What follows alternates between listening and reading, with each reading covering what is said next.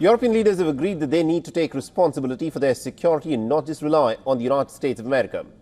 Now, the agreement was reached at a meeting of European political community in Budapest, and the meeting took place in the wake of Donald Trump's impending return to the White House, as the continent is mulling on a change in approach once the Republican assumes office.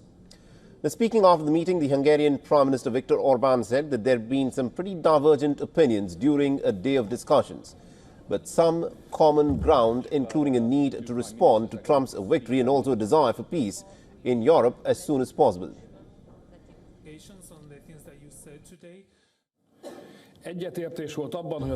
There was an agreement that the American election results should be reacted to.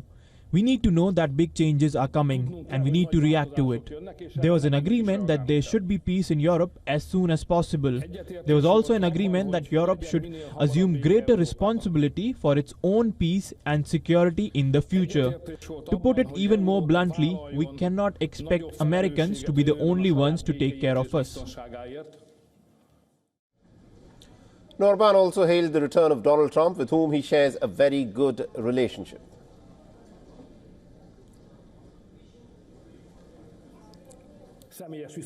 I would also like to conclude my personal relationship with the elected American president with this answer. He is the president now, and I just want to say this in closing.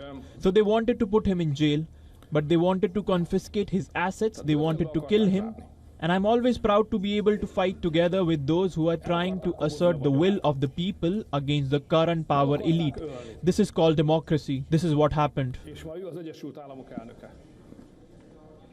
Now, during his address on Thursday, the French President Emmanuel Macron called on the leaders to defend Europe's interests. Macron, in fact, went on to state that the continent should assert its security independence in the wake of Beijing and Washington's geopolitical rivalry.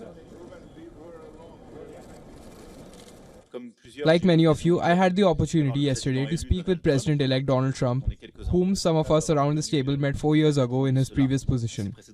He was elected by the American people and he's going to defend the interests of the Americans, and that's legitimate and that's a good thing. The question is, are we ready to defend the interest of Europeans? For me, it's simple. The world is made up of herbivores and carnivores. If we decide to remain herbivores, the carnivores will win and we'll be a market for them.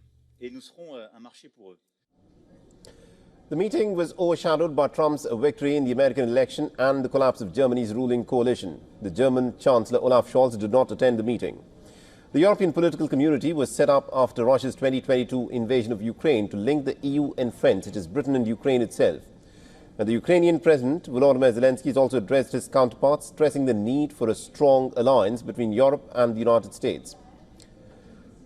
Now, NATO Secretary General Mark Rutte also spoke on the growing geopolitical tensions across the region, be it North and South Korea, West Asia's crisis and the ongoing Russia-Ukraine war.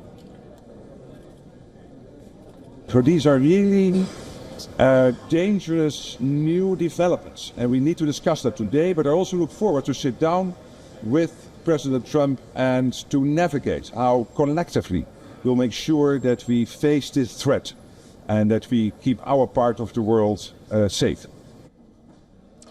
During his first term as the American president, Donald Trump had threatened to in fact withdraw from the NATO military alliance, claiming that the European members were not equal contributors to the bloc and that Washington was in fact footing much of the funding bill. During his 2024 presidential campaign too, the Republican leader said that he will re-evaluate the country's role in the military alliance as part of his America First approach to foreign policy. For all the latest news, download the WION app and subscribe to our YouTube channel.